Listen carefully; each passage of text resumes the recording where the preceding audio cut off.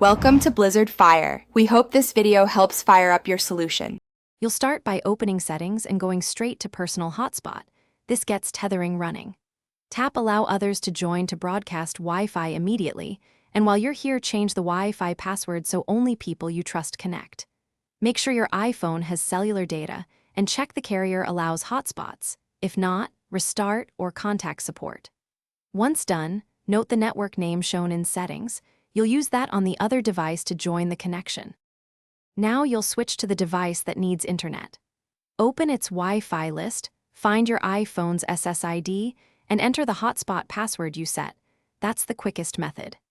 If Wi-Fi is unreliable, pair the devices via Bluetooth or plug the iPhone into a computer with a lightning cable and select iPhone as the network source.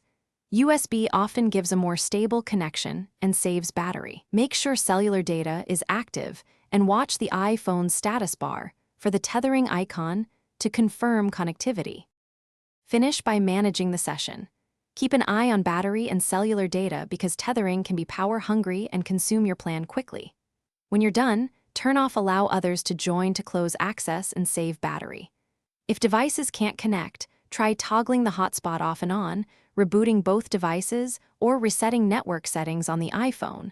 That often clears persistent pairing or IP issues. If problems persist, contact your carrier to confirm hotspot service and data limits. Thanks for watching. If you found this helpful, don't forget to like and subscribe.